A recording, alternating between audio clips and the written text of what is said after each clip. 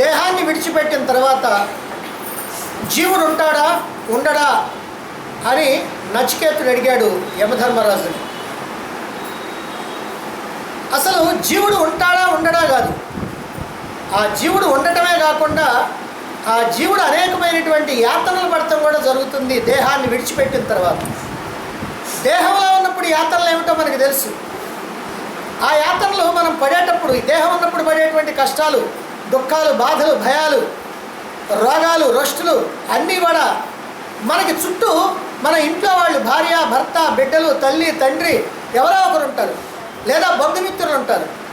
కానీ ఈ యాతనలోనే జీవుడు ఒంటరిగా అనుభవించాలి, ఒక్కడే అనుభవించాలి, తోడు ఎవ్వరు కూడా ఉండరు. అలాంటి పరమ భయంకరమైనటువంటి యాతనలు ఈ దేహాన్ని విడిచిపెట్టిన తర్వాత జీవుడు పొందాల్సినటువంటి పని ఉంది. అయితే ఏమిటా యాతనలు? ఇది కనుక మనం తెలుసుకోవాలంటే, బస్సులో ప్రయాణం చేస్తున్నటువంటి వాడు ఆ బస్సులో ప్రయాణం చేస్తూ ఒక స్టేజ్ దగ్గర కనుక ఆగాల్సి వస్తే ఆ బస్సు పోతూ ఉండగానే దిగాలనుకుంటాడు. అలా దిగేటప్పుడు ఏం చేస్తాడంటే 4 అడుగులు బస్సుతో పాటుగా ముందుకు వెళ్ళి ఆ తర్వాతే నిలబడతాడు. అట్లా కనుక కాకపోతే ఏమవుతారంటే ఢామర పడిపోతాడు. మరి అదే ప్రకారంగా బస్సు లాంటి దేహంలో కూర్చొని జీవుడు ఎంతో కాలం ప్రయాణం చేసి ఇప్పుడు ఈ బస్సులో నుంచి దిగిపోతూ ఉన్నాడు. మరి ఇలా దిగిపోయేటప్పుడు ఏం చేయాలి అని అంటే, ఇదిగో ఈ బస్సు లాంటి దేహంతో పాటుగా మళ్ళీ కొంత దూరం అతడు కూడా అడుగులు వేయాలి. అదే 15 రోజుల పాటు అదిగో ప్రేత రూపంలో ఉండేటువంటిది. అంటే మనిషి మరణించిన తర్వాత అందులో ఉన్నటువంటి జీవుడు ఆ దేహాన్ని విడిచిపెట్టినప్పటికీ కూడా ఆ దేహము వాసన ఇంకా పోకుండా ఆ దేహానికి సంబంధించినటువంటి వాళ్ళ మీద, అంటే భార్యా బిడ్డల మీద కానీ, భర్త మీద కానీ, తల్లిదండ్రుల మీద కానీ, పిల్లల మీద కానీ, బంధుమిత్రుల మీద కానీ ఉండేటువంటి ఆ మోహం ఏదైతే ఉంటుందో, వ్యామోహం ఏదైతే ఉంటుందో, ప్రేమ ఏదైతే ఉంటుందో, వాత్సల్యం ఏదైతే ఉంటుందో అదిగో అది ఇంకా పూర్తిగా వదలదు. అందుకనే 15 రోజుల పాటు ప్రేత రూపంలో అక్కడే తిరుగుతూ ఉంటాడు. ఎందుకంటే తన ఇల్లు, తన భార్య, తన భర్త, తన బిడ్డలు, తన యొక్క వాళ్ళు, తన బంధుమిత్రులు వీళ్ళందరినీ కూడా విడిచిపెట్టి పోలేక అక్కడే ప్రేత రూపంలో 15 రోజులు తిరుగుతూ ఉంటాడు. మరి అలా తిరుగుతూ ఉంటే ఏమైందండి, తిరుగుతాడు కదా ఏముందని అనుకుంటే అప్పుడు పెద్ద యాతన ఉంది. ఎందుకంటే దీన్ని యాతనా శరీరం అన్నాం కాదు, అందుకని ఒక యాతన ఉంది. ఏమిటా యాతన అంటే, ఆ శరీరం మీద, ఆ చనిపోయినటువంటి దేహం మీద పడి ఆ భార్య, బిడ్డలు, బంధుమిత్రులు అందరూ కూడా ఏడుస్తూ ఉంటారు. ఇందులో కొంతమంది ఏమో నిజంగా వియోగ దుఃఖంతో బాధపడుతూ ఏడుస్తూ ఉంటే, కొంతమంది ఏడవకపోతే ఏం బాగుంటుందని ఏడ్చేవాళ్ళు ఉంటారు, కొంతమంది ఏడవకుండానే ఉంటారు, కొంతమంది ఏడవకపోయినా లోపల దుఃఖం బాధ ఉంటుంది, కొంతమందికి ఏడుస్తున్నా కూడా ఏం ఉండకుండా ఉంటుంది.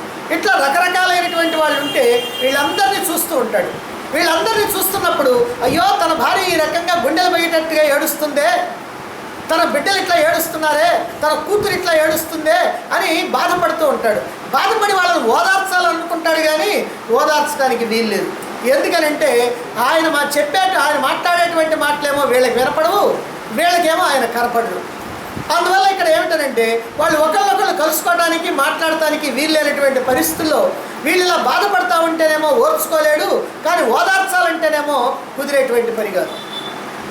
ఇక వీళ్ళు ఇట్లా బాధపడేవాళ్ళు వీళ్ళుంటే మళ్ళీ ఇంకా కొంతమంది ఉంటారు, అయ్యా నాకు చచ్చే లోపల ఏదో ఒకటి పెడతానని చెప్పాడు, నాకు పెట్టకుండానే చచ్చాడు, వీడు దుంపలేగా అని చెప్పి తిట్టుకునేటువంటి వాళ్ళు కొంతమంది ఉంటారు. నాకేమో ఇదిగో ఇలాంటి బూత్ బంగ్లా లాంటి ఇల్లు రాశాడు, అదిగో మా అన్నకేమో బ్రహ్మాండమైనటువంటి బిల్డింగ్ ఇచ్చాడు, వీడికి నరకం అనుభవిస్తాడు, వీడు నరకయాత్రలు అనుభవిస్తాడు అని వాడు తిడతా ఉంటాడు. ఇట్లా రకరకాలైనటువంటి మాటలన్నీ వింటూ ఉంటే అక్కడే తిరుగుతున్నటువంటి ఆ జీవుడు ఇవన్నీ వింటూ ఎంతో బాధపడతాడు. ఎందుకనంటే ఇప్పుడు ఏమి చేయడానికి వీల్లేదు. చేసిన పొరపాట్లో, గ్రహపాట్లో ఏదో చేశాడు, మంచి చేస్తే చెడు అనుకున్నారో, అసలు చెడే చేశాడో, ఏం చేసినా సరే ఇప్పుడు అతను ఏం మార్చుకోవడానికి వీల్లేదు. అప్పుడు కూతురు అంటుంటుంది, ఏ కొడుకులేనా పిల్లలు, నేను మాత్రం ఆయన పుట్టినటువంటి దాన్ని కాదా, నాకు కూడా కాస్తో కోస్తో రాయకూడదా, మొత్తం కొడుకులకే పెట్టాలనా అని ఆ పాపం ఎక్కెక్కి ఏడుస్తూ ఉంటుంది. ఇట్లా రకరకాలైనటువంటి మాటలు వింటూ విపరీతమైనటువంటి యాతన పడుతూ ఉంటాడు, బాధపడుతూ ఉంటాడు. ఎందుకయ్యా ఈ బాధ అంటే, అదిగో ఇవన్నీ కూడా చేసినటువంటి తప్పులన్నీ ఒక్కసారి కళ్ళెదురుగా కట్టెదురు కనపడతా ఉంటే ఏం చెయ్యాలో తోచక, ఎలా ఓదార్చాలో తెలియక, ఎలా సరి చేసుకోవాలో తెలియక విపరీతమైనటువంటి యాతన పడుతూ ఉంటాడు. అదిగో అప్పుడు ఆ జీవుడు, ఇలా బాధపడుతున్నటువంటి ఈ జీవుడు తన యొక్క కొడుకుల ద్వారా తాను శాంతిని పొందాలి అని అనుకుంటాడు. దాన్నే ప్రేత శాంతి అని అంటారు. ఆ ప్రేతని శాంతింపజేయాలి. ఎందుకనంటే ఈ తపనంతా కూడా తగ్గాల. ఆ తపన తగ్గాలంటే అదిగో వాళ్ళకి కొన్ని కర్మలు ఉన్నాయి. ఆ రోజు చేయవలసినటువంటి నిత్య కర్మలు, అలాగనే 15 రోజుల తర్వాత చేయవలసినటువంటి కర్మ, ఈ కర్మలన్నీ ఉన్నాయి. ఈ కర్మల్లో ఏం చేస్తారో సామాన్యంగా చాలామందికి తెలుసు. ఆ ప్రేత రూపంలో ఒక రాయిని పెట్టి, ఒక ఆకులో ఆ రాయిని పెట్టి ప్రతిరోజు కూడా దాన్ని నీళ్ళతో తడుపుతూ ఉంటారు. ఎందుకలా నీళ్ళతో తడపటం అని అంటే ఈ తపనంతా కూడా తగ్గటం కోసం. అంటే విపరీతమైనటువంటి తపన పుట్టినటువంటి వాడు అదిగో నీళ్ళతో తడుపుకున్నట్టుగా అదిగో అట్లా నీళ్ళతో తడుపుతూ ఉంటారు. మరి అయితే ఈ ప్రేత కార్యం పితృకార్యం చేసేటప్పుడు ఆ పితృకార్యం చేసేటువంటి వాడు కూడా ఆ తండ్రి, ఆ చనిపోయినటువంటి తండ్రి అదిగో సుఖంగా శాంతిగా ఆనందంగా ఉండాలని, ఈ తపనంతా కూడా తగ్గిపోవాలని, ప్రశాంతంగా ఉండాలని ఆ ఉద్దేశంతో చేయాలి. కానీ అసలు కార్యాలు చేసేటువంటి వాళ్ళే తక్కువ మంది.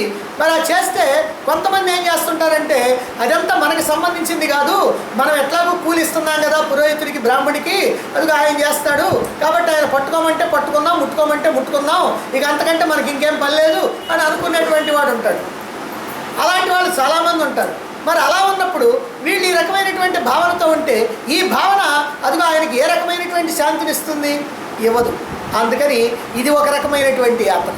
ఈ రకమైనటువంటి యాత్ర దేహాన్ని విడిచిపెట్టడంతో మొట్టమొదటిసారిగా కలిగేటువంటి యాతన ఇది. ఇక 15 రోజుల తర్వాత వీళ్ళు ఎలాగన్నా చేయనండి, ఏమన్నా చేయనండి, తపన శాంతించనండి, శాంతించకపోనండి, ఈ ప్రేత రూపంలో ఉన్నటువంటి వాడు పితృదేవత రూపాన్ని ధరిస్తాడు. ఈ పితృదేవత రూపాన్ని ధరించినప్పుడు ఇక్కడి నుంచి ప్రయాణం అయిపోతాడు.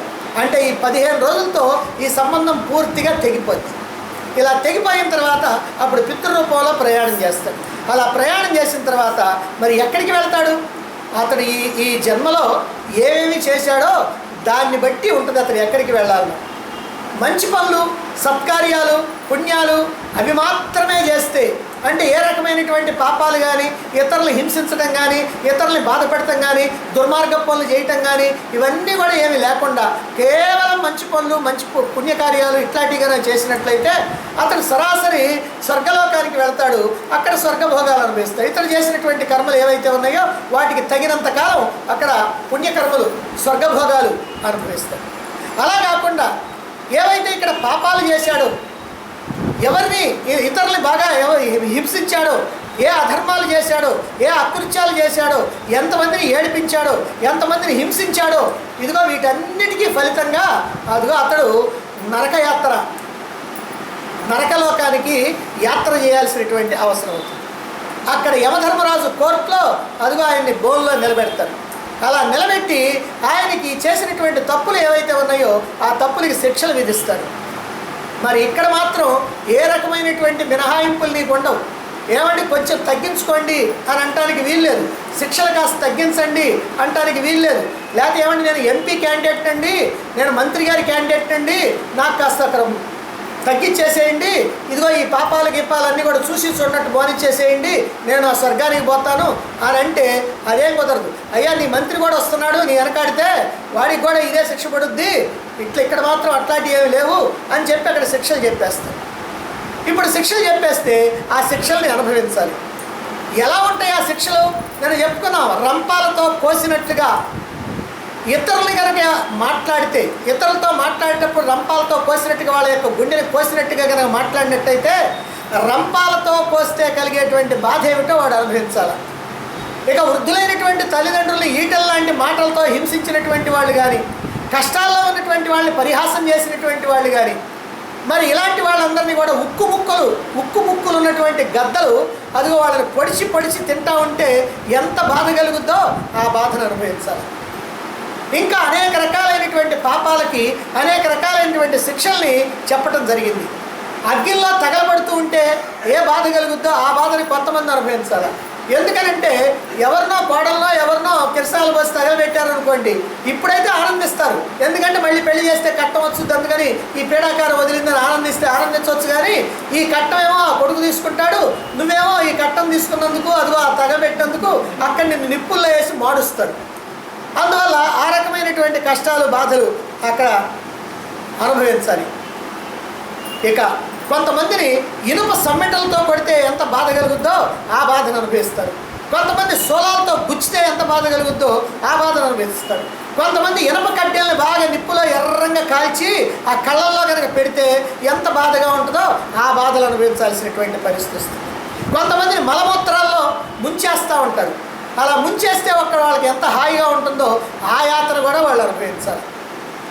కొంతమందిని మిక్సీలో గ్రైండర్లో కనుక వేసి తిప్పితే ఏ ప్రకారంగా బాధ కలుగుతుందో అది ఆ రకమైనటువంటి బాధను అనుభవించాలి.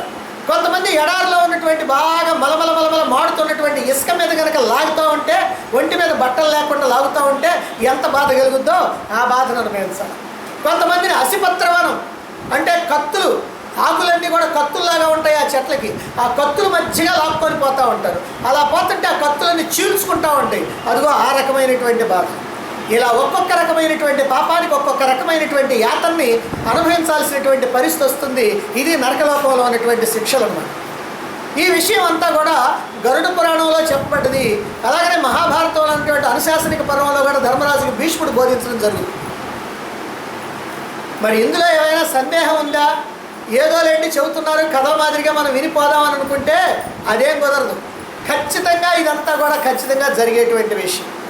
అందువల్లనే దీన్ని యాతనా శరీరము అని అంటున్నారు. అంటే ఇన్ని యాతనలు అనుభవించాలి కనుక దీన్ని యాతనా శరీరము అని అంటున్నారు. మరి ఇన్ని యాతనలు అనుభవించిన తర్వాత అప్పుడేం జరుగుద్దండి? ఇక్కడ నువ్వు చేసినటువంటి పాపాలకి యాతనలు అనుభవించావు, బాగానే ఉంది. ఈ యాతనలన్నీ అనుభవించిన తర్వాత అప్పుడేం జరుగుతుంది? అప్పుడేం జరుగుతుందంటే ప్రతి జీవికి కూడా వాసనలు కర్మఫలాలు అనేటువంటివి ఉంటాయి. ఇవి ఎలా ఉంటాయి అంటే పర్వతాల మాదిరిగా ఉంటాయి. వీటి ఏమంటారంటే సంచిత కర్మలు అని అంటారు. ఎందుకనంటే ఇన్ని ఉన్నాయి అని అంటే మనం వచ్చేటప్పుడేమో పెసరగించంత ప్రారంభం తెచ్చుకుంటాం, తీసుకెళ్ళేటప్పుడేమో గుమ్మడికాయంత సంచితం తీసుకెళ్తాం. ప్రారంధం అని అంటే మనం ఈ జన్మలో అనుభవించాల్సింది. ఈ జన్మలో అనుభవించాల్సింది మనం పెసరగింజంత తెచ్చుకుంటే ఇదిగో ఈ 70 ఏళ్ళు 60 ఏళ్ళు 80 ఏళ్ళు 100 ఏళ్ళు అనుభవిస్తాం. మరి అనుభవించి ఊరుకుంటామా? మళ్ళీ ఇప్పుడు ఈ లోకంలో మనం అనేక రకాలైనటువంటి కర్మలు చేస్తుంటాం, అనేక రకాలైనటువంటి ఆలోచనలు చేస్తుంటాం.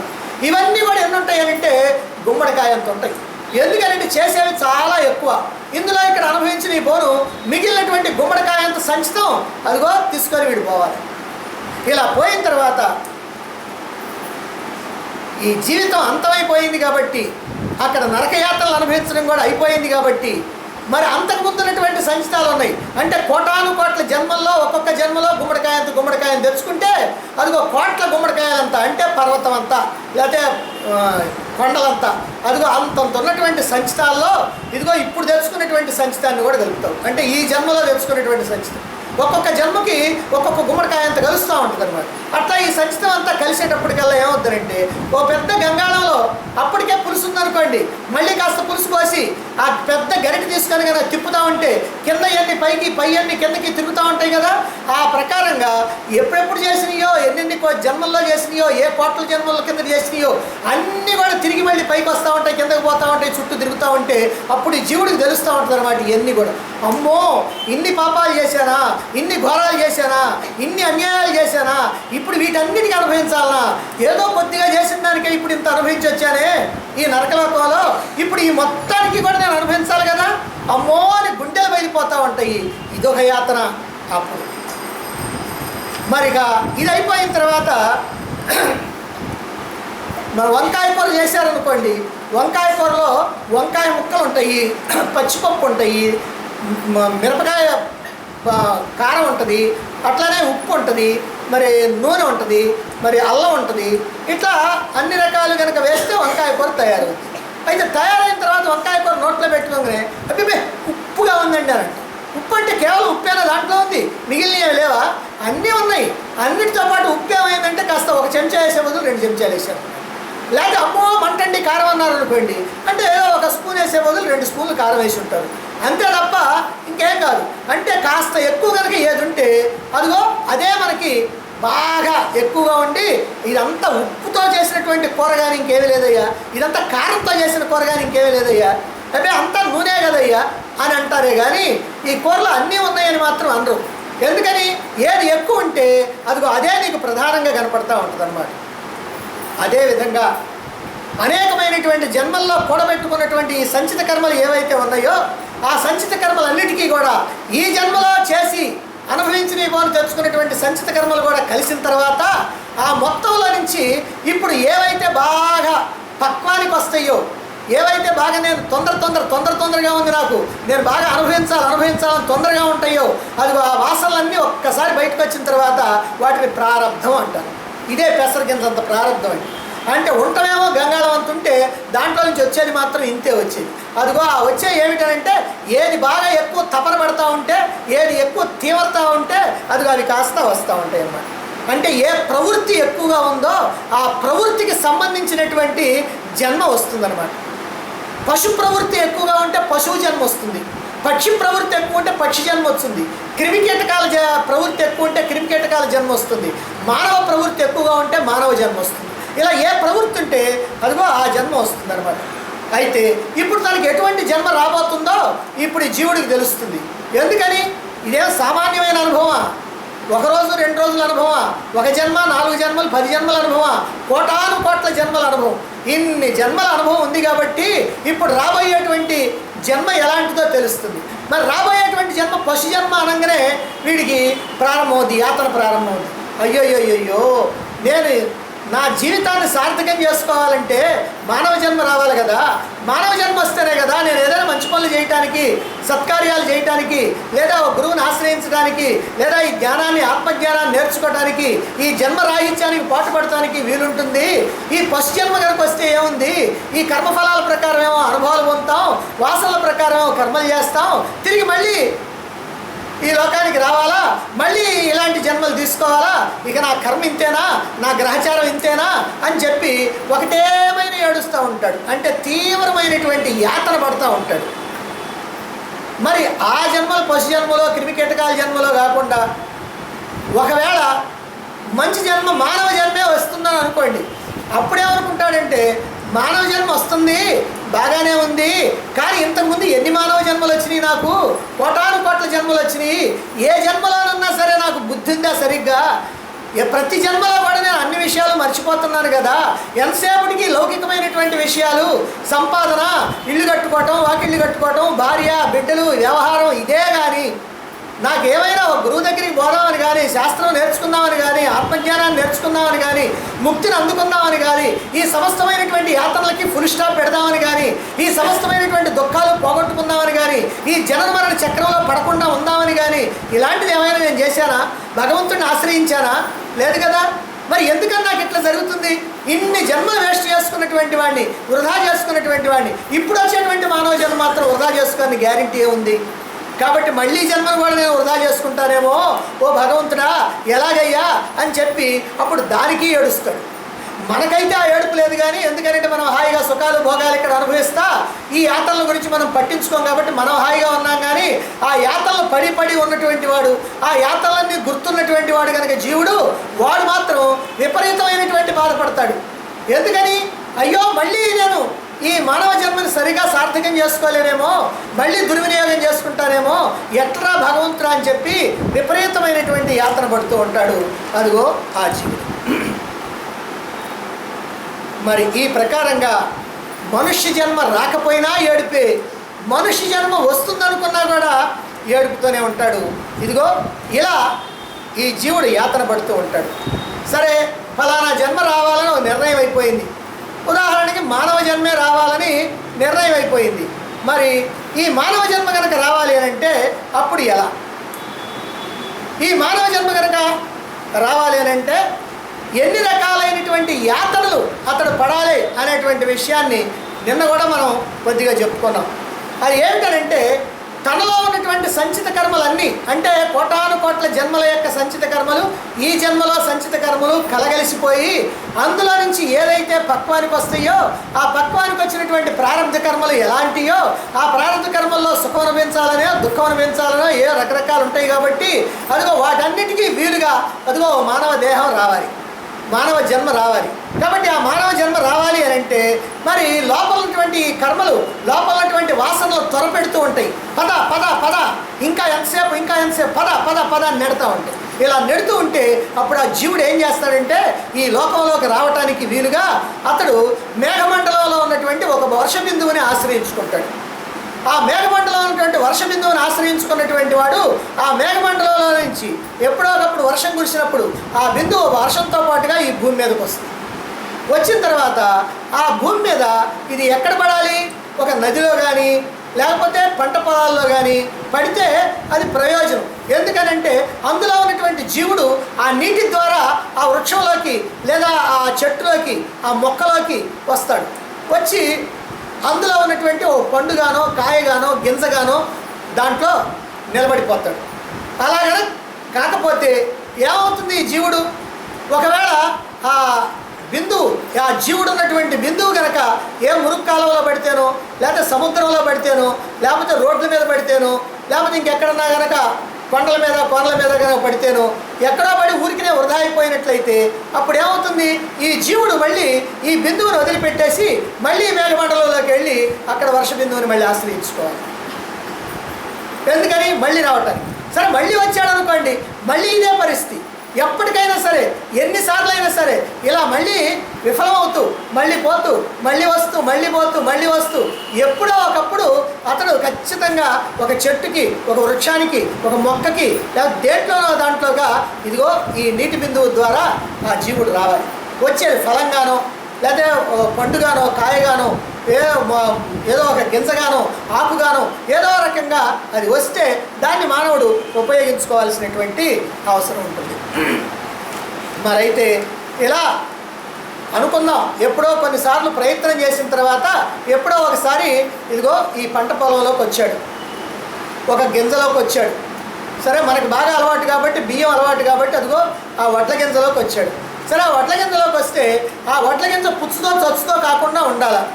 ఆ పుచ్చుతో చచ్చుతో కనుకైతే అది ఎక్కడే పోద్ది, ఖాళీ అయిపోద్ది. అప్పుడు మళ్ళీ ఆ జీవుడు మళ్ళీ వర్ష బిందువులో కలవాలి. మరి అట్లా కాకుండా మంచిదే అనుకోండి, మంచిదే అయిపోతే అది నూర్చేటప్పుడు మరి తూర్పార పట్టేటప్పుడు బస్తాలకు ఎత్తేటప్పుడు అది జారిపోకుండా ఉండాలి. సరే బస్తాలకు ఎత్తిన తర్వాత బళ్ళ మీద తీసుకొస్తామంటే మిల్లుకో ఎక్కడికో తీసుకొస్తామంటే జారిపోకుండా ఉండాలి. మిల్లులో వేసిన తర్వాత జారిపోకుండా ఉండాలి. మరి ఆ మిల్లులో అదిగో ఆ వడ్లను కాస్త బియ్యంగా మార్చడానికి వేసినప్పుడు దాంట్లో ఇది వృధా కాకుండా ఉండాలి.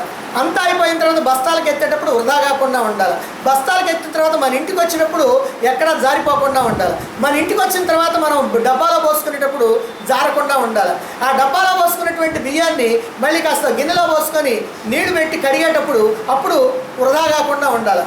ఎవరు? ఈ జీవుడు ఉన్నటువంటి గింజ.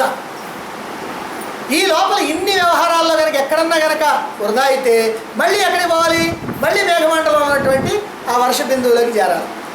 సరే బాగానే ఉంది. సరే ఇప్పుడు ఆ గింజతోటి ఆహారం తయారైంది. ఇప్పుడు మన దగ్గర ఉన్నటువంటి అన్నంలో ఒక గింజలో ఈ జీవుడు ఉన్నాడు. మరైతే ఇప్పుడు ఆ అన్నపు మెతుకు ఆ స్త్రీ కనుక తిన్నదనుకోండి వృధా, మళ్ళీ పోవాలి. బాలుడు తిన్నారనుకోండి వృధా, మళ్ళీ పోవాలి. నపూసుకులు తిన్నారనుకోండి వృధా, మళ్ళీ పోవాలి. ముసలాళ్ళు తిన్నారనుకోండి వృధా, మళ్ళీ పోవాలి. లేకపోతే భార్యతోటి విడాకులు పుచ్చుకున్నటువంటి ఆయన ఉన్నాడు అనుకోండి, అదిగో మళ్ళీ పోవాలి. మరి భార్య అలిగి పుట్టింటికి పోయిందనుకోండి, అది మళ్ళీ వృధా, మళ్ళీ అక్కడికి పోవాలి, మేఘమండలానికి పోవాలి. సరే అన్నీ బాగుండి సంతానాన్ని ఇవ్వడానికి అర్హత కలిగినటువంటి ఆ పురుషుడు కనుక దీన్ని తిన్నట్టయితే అతడిలో అది వీర్యంగా మారుద్ది. సరే వీర్యంగా మారుద్ది, బాగానే ఉంది. మరి అయితే ఆ స్త్రీ పురుషులు ఇద్దరు కూడా, భార్యాభర్తలు ఇద్దరు కూడా ఎప్పుడు కలవాలి? ఖచ్చితంగా వాళ్ళ యొక్క ఆ స్త్రీ యొక్క 9వ రోజు నుంచి 15వ రోజు మధ్యలో కలిసినప్పుడే అది కాస్త ఆ స్త్రీ యొక్క గర్భంలోకి పోద్ది. ఎందుకని? స్త్రీలో ఉన్నటువంటి అండం ఆ అండకోశంలో నుంచి ఫెలోపియన్ ట్యూబ్లోకి వచ్చేది అదిగో ఆ టైం అన్నమాట. ఆ టైంలో వచ్చినటువంటి వీర్యకణమే దాంతో కలవటానికి వీలుంది. లేకపోతే మళ్ళీ అక్కడికి పోవాలి. సరే కలిసిందనుకోండి, అప్పుడు అండం పిండంగా మారుతుంది. ఇక్కడ సైంటిస్టులకి ఒక మాట చెప్తారు, ఏమిటంటే కొన్ని వందల వేల వీర్య కణాలు అండాన్ని చుట్టుముట్టి లోపలికి తొలుచుకొని పోవడానికి ప్రయత్నం చేస్తుంటే ఏదో ఒక్కటి మాత్రమే లోపలికి పోగలుగుద్ది. దాదాపు ఎప్పుడు అన్నీ విఫలమైపోతాయి, ఎప్పుడో ఒకప్పుడు ఒక్కటి మాత్రమే లోపలికి పోగలుగుద్ది అని చెప్తారు శాస్త్రం, సైన్స్ అని. అయితే ఒక్కటే ఎందుకు లోపలికి పోతుంది అనేటువంటి విషయాన్ని మాత్రం సైన్స్ చెప్పరు. ఇదిగో ఇక్కడ చెప్తున్నారు, ఆ ఒక్కటే ఎందుకు పోతుంది అంటే ఆ ఒక్కటి జీవుడు ఉన్నటువంటిది. అంటే వాడికి పుట్టాల్సినటువంటి వాడు ఇదిగో ఈ ఈ వీర్యకణంలో ఉన్నాడు. అందువల్ల అదిగో ఈ వీర్యకణం, ఆ జీవుడు ఉన్నటువంటి వీర్యకణం ఖచ్చితంగా అండాన్ని తొలుచుకొని లోపలికి పోయి అండం కాస్త పిండంగా మారుద్ది. పిండం తర్వాత పెరిగి పెద్ద అవుతా ఉంటుంది. అంటే ఇన్ని రకాలైనటువంటి ఆటంకాలను ఎదుర్కొని ఈ జీవుడు ఇన్ని యాతనల్ని ఎదుర్కొని అదిగో ఒక తల్లి తండ్రికి బిడ్డగా పుట్టడం జరిగింది.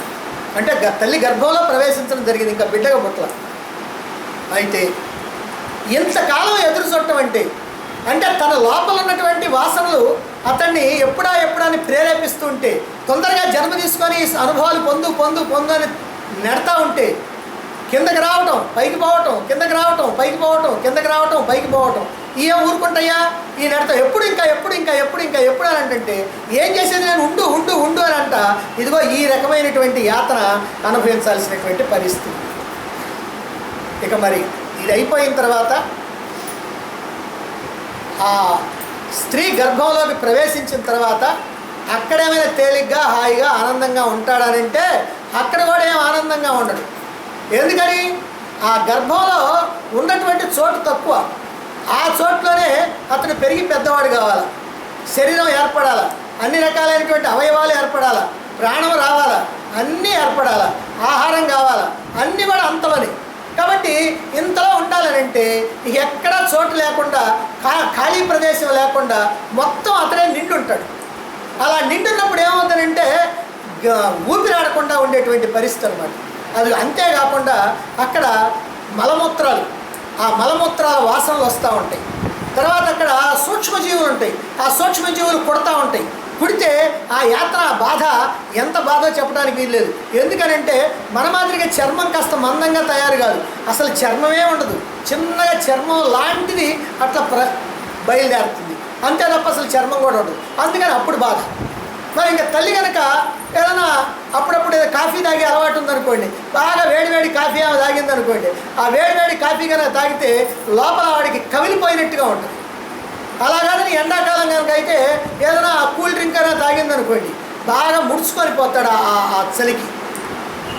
సరే ఏదైనా తల్లికి కనుక ఆనందం వచ్చి ఆహాహా నవ్విందనుకోండి, ఆయన కొండ మీద నుంచి కిందకి దొరికిపట్టేట్టు ఉంటుంది లోపల. అంటే ఈ ప్రకారంగా ఇన్ని బాధలు ఉంటాయి. ఈ బాధలన్నీ కూడా ఎవరికి చెప్పుకుంటాడు, ఎవరు తీరుస్తారు? ఎవరికి చెప్పుకోవడానికి వీలు లేదు, ఎవరు తీర్చేది లేదు. ఇదంతా ఒక యాత్ర.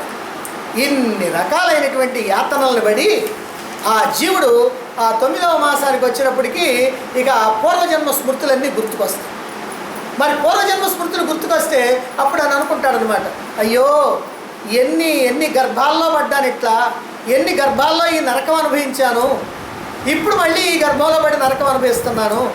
సరే ప్రతిసారి కూడా నేనేమనుకునేవాడిని అంటే ఈ తల్లి గర్భంలో నుంచి ఎప్పుడెప్పుడు బయటపడతానా, బయటపడ్డ తర్వాత ఇక నేను మళ్ళీ ఈ ప్రాపంచిక వ్యవహారాల్లో తలదోర్చకుండా, ఈ లౌకికమైనటువంటి స్వార్థమైనటువంటి విషయాల్లోకి పోకుండా నేను ఎల్లప్పుడూ కూడా ఆ పరమాత్మనే భావిస్తూ ఆ పరమాత్మ ఎందే నా మనస్సును నిలిపి ఆ పరమాత్మతో ఐక్యం కావడానికే ప్రయత్నిస్తా. దీనికి నాకు మార్గం చూపించేటువంటి గురువు ఎవరైనా ఉంటాడేమో ఆ గురువుని నేను ఆశ్రయిస్తా, ఆ గురువు చెప్పినటువంటి విధంగా నేను నడుచుకుంటా, అదిగో ఆ గురువు చూపించినటువంటి మార్గంలో ప్రయాణం చేసి నా జీవితాన్ని సాఫల్యం చేసుకుంటా అని ప్రతి జన్మలో కూడా నేను అనుకుంటానే ఉన్నా.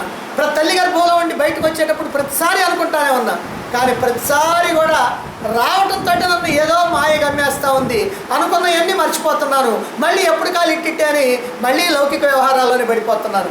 నా ఇల్లు, నా భార్య, నా డబ్బు, నా సంపదలు నావి అని ఈ అహంకారంతో మమకారంతో కొట్టుకు చస్తా జీవితం మొత్తాన్ని వృధా చేసుకుంటా ఉన్నా. మరి ఈసారైనా ఏం జరుగుతుందో అని అక్కడ బాధలు పడతా ఎప్పుడెప్పుడు బయటపడతానా అనుకుంటాడు. చివరికి ఎలాగో అలాగా ఆ ప్రసూతి వాయువులు బయటికి నెట్టేటప్పటికి ఇక బయటకు వచ్చేస్తాడు. ఈ ప్రకారంగా జీవుడు మరణించిన తర్వాత దేహంలో నుంచి బయటికి వెళ్ళిన తర్వాత ఇన్ని రకాలైనటువంటి వ్యవహారాలు చేసుకొని మళ్ళీ తిరిగి వస్తూ ఉంటాడు. ఈ మొత్తానికి కొన్ని వందల సంవత్సరాలు పట్టవచ్చు, కొన్ని వేల సంవత్సరాలు కూడా పట్టవచ్చు. అంతే తప్ప ఏదో మనం కాసేపట్లో చెప్పుకున్నాం కాబట్టి కాసేపట్లో తిరిగి వస్తాడని అనుకోబాక. ఇది ఎన్ని సంవత్సరాలు ఎన్ని వందల సంవత్సరాలు పడుతుందో చెప్పడానికి వీలు. మరి ఇన్ని సంవత్సరాలు యాతన అనుభవించాలి కదా. ఏదో మనం బ్రతుకున్నటువంటి 70-80 ఏళ్లలో సగం సంతోషం ఉంటుంది, సగం దుఃఖం ఉంటుంది, సగం నిద్రలో పోద్ది, సగమే మెలకువలో ఉంటుంది. ఈ మెలకువ ఉన్న దాంట్లో సగం సంతోషం ఉంటుంది, సగం దుఃఖం ఉంటుంది. ఈ సగం దుఃఖానికే అయ్యో ఈ కష్టాలు వచ్చినాయి, దుఃఖాలు వచ్చినాయి, బాధలు వచ్చినాయి, ఎప్పుడు కూడా ఆనందంగా మొహం పెట్టుకొని ఏడు మొహం పెట్టుకొని ఉంటున్నామే. మరి అయితే కొన్ని వందల వేల లక్షల సంవత్సరాలు ఆ రకంగా అవ్యక్తంలో పడాల్సినటువంటి బాధలకి మరి ఏమని అనుకోవాలి మనం? కాబట్టి ఎన్ని రకాలైనటువంటి బాధలో చెప్పడానికి వీలు. అంటే కడుపులో ఉన్నప్పుడు బాధ, బయటకు వచ్చిన తర్వాత బాధ, బాల్యంలో బాధ అజ్ఞానంతో, మరి యవ్వనంలోకి వస్తే కోరికలు తీరక బాధ, వార్ధక్యంలోకి వస్తే ముసలితనం వల్ల బాధ, శరీరం కాస్త శుష్కించిపోయి బాధ, రోగాలు వచ్చి బాధ, చివరికి మృత్యు వస్తే బాధ. సరే మృత్యు వచ్చిన తర్వాత అంతటితో అయిపోయింది కదా, అమ్మయ్య తీరిపోయిందండి, గొడవ అయిపోయిందని అనుకోవడానికి ఉందా అంటే ఇక అక్కడి నుంచి ఈ జీవుడు యాతనా శరీరం కాబట్టి అనేకమైనటువంటి యాతనలు. ఈ ప్రకారంగా పుట్టక ముందు యాతనలే, పుట్టినప్పుడు యాతనలే, పుట్టిన తర్వాత పెరిగేటప్పుడు యాతనలే, పోయేటప్పుడు యాతనలే, పోయిన తర్వాత యాతనలే, మళ్ళీ వచ్చేటప్పుడు యాతనలే. ఈ రకమైనటువంటి యాతనలే కదా. కాబట్టి ఎలా ఈ మానవ జీవితం ఎలాంటిది అని కనుక మనం ఆలోచించినట్లయితే, ఒక బాటసారంట ఒకసారి ఒక అరణ్య ప్రదేశంలో గుండా పోతున్నాడంట. అలా అరణ్య ప్రదేశంలో గుండా పోతా ఉన్నాడు. బాగా సరదాగా ఉండేటువంటి మనిషి, అందుకని హాయిగా ఏలేసుకుంటా ఏదో పాట పాడుకుంటా అలా వెళుతూ ఉన్నాడు. అలా వెళుతూ ఉంటే ఏమైందంటే ఒక్కసారిగా ఓ పెద్ద పులి పెద్దగా గాండ్రించినట్టుగా వినపడ్డది. ఎక్కడా ఇది పెద్ద పులేనా కాదా ఏమిటి అని చుట్టూ చూశాడు. చుట్టూ చూస్తే దూరంగా ఓ పెద్ద పులి వీడి వైపుకే పరిగెత్తుకుంటా వస్తాడు. అమ్మో ఇంకేముంది నా ప్రాణం పోతుంది అని అనుకొని పరిగెత్తడం మొదలుపెట్టి అదేమో వెనక పరిగెత్తా ఉంది, ఈయన ముందు పరిగెత్తా ఉన్నాడు. అలా పరిగెత్తి ఎందుకంటే ఆ పరిగెత్తేటప్పుడు ఇక ఏమీ తెలియదు, ఎక్కడ లేని బలం కూడా వచ్చేస్తూ ఉంటుంది అనమాట. అలా పరిగెత్తి ముందు చూసుకోకుండా ఓ పాడుపడ్డ బావిలో పడ్డాడు. సరే ఆ బావిలో పడితే ఏమైందంటే ధామను కింద పడలా, కానీ ఆ బావిలో పడేటప్పటికి ఆ బావి ఒడ్డున్నే ఓ పెద్ద మర్రి చెట్టు ఉంది. ఆ మర్రి చెట్టు చాలా సంవత్సరాల నుంచి ఉందేమో, బాగా పెరిగి ఓడలన్నీ కూడా కిందకి దిగి ఉన్నాయి. కొన్ని ఓడలు ఇదిగో ఈ బావిలో కూడా దిగింది. అందుకని పట్టం ఏమైందంటే ఆయన ఓడను పట్టుకున్నాడు. అమ్మయ్య అనుకున్నాడు.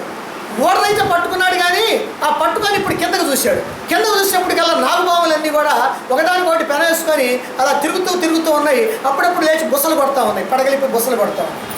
వామ్మో ఇక్కడ దీంట్లో కనుక పడ్డారంటే ఈ పాములన్నీ కూడా నన్ను కాటేసేస్తాయి, ఇక నా బ్రతుకు ఖాళే అని అనుకున్నాడు.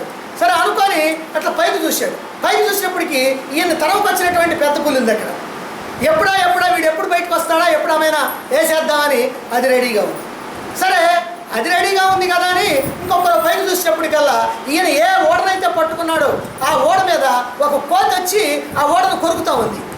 అది కనుక పూర్తిగా కొరికిందనుకో ఈయన కాస్త డాముని కింద పడతాడు. ఇప్పుడు ఏం చేస్తున్నాడు, కిందకు చూస్తేనేమో పాములు, అక్కడ బావి పైన చూస్తేనేమో పులి, అదిగో ఆ కొమ్మ మీద చూస్తేనేమో కోతి. అది ప్రమాదకరమైంది. అంటే కోతి మామూలుగా అయితే ప్రమాదం కాదు, ఎందుకంటే అది కొరుకుతుంది కాదు, అది ప్రమాదం. ఇక్కడ పాములు ప్రమాదం, అదిగో పులి ప్రమాదం. ఈ అన్ని ప్రమాదాల్లో ఏమైందంటే ఆ చెట్టు మీద ఎక్కడో తేనె పట్టుంటే ఆ తేనె పట్టులో నుంచి బొట్టు ఆ తేనె కారుతూ ఉంటే అప్పుడు వీడు ఏం చేస్తాడంటే ఇది పట్టుకున్నాడు కాదు, అటు ఇటు ఊగుతా ఆ తేనె పట్టు కోసం ఆ నాలుగు చాపుతూ ఉన్నాడు. అలా చాపుతా ఒక్కొక్క బొట్టు పడ్డప్పుడు అట్ట నాకటం, అమ్మయ్యా అని అనుకోవటం, మళ్ళీ కాసేపు ఆగిన తర్వాత మళ్ళీ బొట్టుగా అందుకోవటం. ఆ బొట్టు కనుక చిక్కకపోతేనేమో బాధపడుతూ ఉంటాడు, ఆ చిక్కితేనేమో అమ్మయ్య అనుకుంటాడు. ఇదిగో ఇది మన పరిస్థితి కూడా ఇంతే. ఎందుకనంటే ఓ పక్క పాములు, ఓ పక్క పులి, ఓ పక్క కోతి, కానీ మధ్యలో మాత్రం తేనెబొట్టు. అది చూసి ఆనందిస్తూ ఉన్నాడు. వీటన్నిటిని మర్చిపోతా ఉన్నాడు. మనం కూడా ఏంటంటే చచ్చిన తర్వాత ఇన్ని బాధలు ఉన్నాయి, పుట్టిన తర్వాత ఇన్ని బాధలు ఉన్నాయి, కడుపులో ఉన్నప్పుడు అన్ని బాధలు ఉన్నాయి, ఇప్పుడు ఈ బాధలన్నీ కూడా అనుభవించాలి కదా. ఇప్పుడు ఈ బాధలు అనుభవించిన తర్వాత ఇంతటితో ఏమైనా పోద్దా, మళ్ళీ ఒక కడుపులో పడాలా, మళ్ళీ కాస్త బయటికి రావాలా, మళ్ళీ చచ్చిన తర్వాత మళ్ళీ అనుభవించాలా. ఇక ఇదే కదా నేను ఇప్పుడు కోటాను కోట్ల జన్మల నుంచి అనుభవిస్తున్నాను, ఇంకా కోటాను కోట్ల జన్మలు అనుభవించాలా. ఇవన్నీ అనుభవించకుండా చేయడానికి ఏముందా మార్గం అని చూడకుండా ఆ తేనెపట్టు కోసం నాలుగు చాపినట్టుగా ఇదిగో ఈ లోకంలో ఉన్నటువంటి అల్పమైనటువంటి సుఖాల కోసం, సంతోషాల కోసం, భోగాల కోసం, ఈ అల్పమైనటువంటి వస్తువుల కోసం, వీటి కోసం మనం పరుగులు తీస్తున్నామంటే వాడికి మనకి ఇంకేమైనా తేడా ఉందా అనేటువంటి విషయాన్ని మనం జాగ్రత్తగా ఆలోచించుకోవాలి. ఇదే ఆలోచించాడు నచికేతుడు కూడా. మరి ఇంతవరకు మనం చేసినటువంటి విచారాన్ని బట్టి మనకి ఏం తెలుస్తుంది అని అంటే, మరణం అంటే స్థూల శరీరం రాలిపోవటం, మరణం అంటే స్థూల శరీరం పోవటం. కానీ సూక్ష్మ కారణ శరీరాలతో కూడుకున్నటువంటి జీవుడు వాడికి మరణం లేదు. వాడు ఏం చేస్తున్నాడంటే ఈ దేహంలో నుంచి వెళ్ళిపోతా ఉన్నాడు. వెళ్ళిపోయిన తర్వాత ఏం చేస్తున్నాడు, అనుభవించాల్సినటువంటి యాత్రలన్నీ అనుభవించి మళ్ళీ ఒక దేహంలోకి వస్తూ ఉన్నాడు. కాబట్టి జీవుడు అనంతంగా సాగిపోతూ ఉన్నటువంటి వాడే. జీవుడు అనంతంగా సాగుతున్నాడంటే ఈ జీవుడి యొక్క కష్టాలు, దుఃఖాలు, యాత్రలు కూడా అనంతంగా సాగిపోతూ ఉన్నాయి. ఇదేనా, ఇందుకేనా మానవుడు వస్తూ ఉంది ఈ లోకంలోకి? ఇదేనా మానవుడు చేయాల్సినటువంటి ఘనకార్యం? ఇదిగో ఈ కష్టాలు పడతాం, దుఃఖాలు పడతాం, బాధలు పడతామేనా చేయాల్సింది? కాబట్టి ఏం చేయాలి అని ఒక్కసారి ఆలోచించుకున్నాడు నచికేతుడు. అందుకని అంటున్నాడు అనమాట, నీవు నీ చేత శాసింపబడి నేను దీన్ని తెలుసుకుంటాను, ఈ విద్యను తెలుసుకుంటాను, నీ చేత శాసింపబడి నేను తెలుసుకుంటాను అంటున్నాడు. అంటే గురువు శాసిస్తే, శాసించి బోధిస్తే శిష్యుడు తెలుసుకోవాలి అని. అంటే గురు బోధతో శిష్యుడు తరించాలి.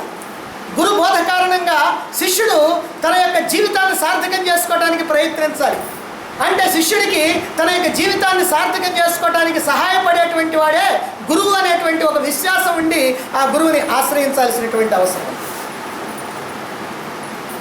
అందుకే ఇక్కడ యమధర్మరాజు ఏమంటున్నాడంటే, 3వ వరం కోరుకోవయ్యా ఇప్పటికైనా అన్నాడు. అంటే 2 వరాలు అయిపోయినాయి, నీ కోరేమో నేను ఇచ్చేసాను, ఇప్పటికైనా 3వ వరం కోరుకో అన్నాడు. అంటే అర్థం ఏంటంటే ఇప్పటికైనా నీ తత్వ జిజ్ఞాసను వెల్లడించుకో అని అర్థం. అంటే ఆ 2 కోరికలు దేనికో కోరుకున్నావు, నీ తత్వ జిజ్ఞాస కోసం వచ్చావు కదా, అదిగో దాన్ని వెల్లడించుకో అని యమధర్మరాజు యొక్క ఆలోచన. మరి నచికేతుడు ఇదే నా 3వ వరం అని అంటున్నాడు. ఇదే నా 3వ వరం అన్నాడు. అంటే ఇదేనయ్యా ఉత్తమ స్థాయిలో నా శ్రేష్టత్వాన్ని నిరూపించుకోవడానికి నేను కోరుకునేటువంటిది. ఎందుకనంటే ఈ మానవుడు రకరకాలైనటువంటి బాధలు పడుతూ ఉన్నాడు, ఎన్నో రకాలైనటువంటి యాత్రలు అనుభవిస్తూ ఉన్నాడు, చచ్చిన తర్వాత యాత్రలు అనుభవిస్తున్నాడు, పుట్టక ముందు యాత్రలు అనుభవిస్తున్నాడు, పుట్టి చచ్చే లోపల ఎన్నో రకాలైనటువంటి యాత్రలు అనుభవిస్తున్నాడు. ఈ యాత్రలన్నీ కూడా శాశ్వతంగా పోవాలి. ఇవన్నీ శాశ్వతంగా పోవాలి అని అంటే శాశ్వతమైనటువంటి ఆ దుఃఖ నివృత్తి, ఆనంద ప్రాప్తి కనుక కావాలి అని అంటే మళ్ళీ జన్మ అనేటువంటిది లేకుండా చేసుకోవాలా. మళ్ళీ జన్మ కనుక ఉంది అని అంటే మళ్ళీ కష్టాలన్నీ ఉన్నాయి. అందుకని జన్మ లేకుండా చేసుకోవాలా. జన్మ లేకుండా చేసుకోవాలంటే జననవరణ చక్రంలో ఇరుక్కోకుండా ఉండాలా. మరి జన్మవరణ చక్రంలో ఇరుక్కోకుండా ఉండాలంటే నాకు ఏం జ్ఞానం కావాలో అదిగో ఆ జ్ఞానం కావాలి నీ దగ్గర నుంచి అనేటువంటి ఉద్దేశంతో ఇక్కడ నచికేతుడు అడుగుతున్నాడు. అంతేగాని ఊరికినే అయ్యా చచ్చిన తర్వాత జీవుడు ఉంటాడా ఉండడా ఆ ఒక్క విషయం కాదు. ఆ ఒక్క విషయం అయితే వాళ్ళకి వాళ్ళ నానే చెబుతాడు, లేకపోతే ఇంకా అక్కడ గురువులు భూలోకంలో ఉన్నటువంటి గురువులు చెబుతారు. కానీ ఇక్కడ అడుగుతున్నది ఏమిటనంటే ఈ మానవుడి ఇన్ని రకాలైనటువంటి కష్టాలు, దుఃఖాలు, బాధలు, భయాలు, అవమానాలు పడుతూ ఇంత యాతనలు అనుభవిస్తూ ఉన్నటువంటి ఈ జీవుడు ఆ యాతనల గురించి పట్టించుకోకుండా అమాయకంగా మళ్ళీ మళ్ళీ యాతనలు పట్టడానికి సిద్ధమవుతున్నాడే. ఎన్నో రకాలైనటువంటి యాతనలు పడుతున్నాడు కదా, ఇవన్నీ కూడా మర్చిపోతున్నాడు. మళ్ళీ ఈ మర్చిపోయి ఎవరైనా చెప్తే వినకుండా ప్రాపంచికమైనటువంటి వ్యామోహాల్లో పడిపోయి భోగాల కోసమని స్వార్థంతో జీవిస్తున్నాడే జీవుడు. ఆహా, ఎంత గుండె నింపరమయ్యా వీడికి, ఎంత ధైర్యం వీడికి. ముందున్నది ముసళ్ళ పండుగ అని తెలియటం లేదే. ధైర్యంతో తెగించి మళ్ళీ జన్మెత్తడానికి సిద్ధమవుతున్నాడే, మళ్ళీ యాత్రలు పడటానికి సిద్ధమవుతున్నాడే. ఇన్ని రకాలైనటువంటి యాత్రలు పడి ఇన్ని తన్నులు తిన్న తర్వాత మళ్ళీ తన్నులు తినడానికి కోసం సిద్ధపడుతున్నాడే. ఎంత అమాయకత్వం, ఎంత మూర్ఖత్వం. కాబట్టి ఈ మానవుడు ఇదిగో ఇలా పడకుండా ఉండాలంటే, ఈ శాశ్వతమైనటువంటి సుఖాన్ని, ఆనందాన్ని పొందాలంటే, ఈ జన్మ రాహిత్యాన్ని కనుక పొందాలంటే ఏం చెయ్యాలో అది నీవు నాకు చెప్పాలి, నేను తెలుసుకోవాలి. నీ ద్వారానే నేను తెలుసుకోవాలి, నువ్వు శాసించి నాకు తెలియజేయాలి అని ఇక్కడ అడుగుతూ ఉన్నాడు నచికేతు. మరి ఈ అడిగినటువంటి నచికేతుడికి యమధర్మరాజు మరి వెంటనే అంగీకరించి, మరి ఇంతకుముందు ఏ కోరికలు అయితే కోరాడో ఆ కోరికలు వెంటనే ఎస్ అని ఆమోదించేశాడు కదా 1-2 కోరికలకి. మరి అట్లనే ఆమోదిస్తున్నాడా లేకపోతే ఇంకేమైనా చేస్తున్నాడా, ఏం చేస్తున్నాడో యమధర్మరాజు మరి తర్వాత మంత్రం నుంచి వస్తుంది. రేపటి నుంచి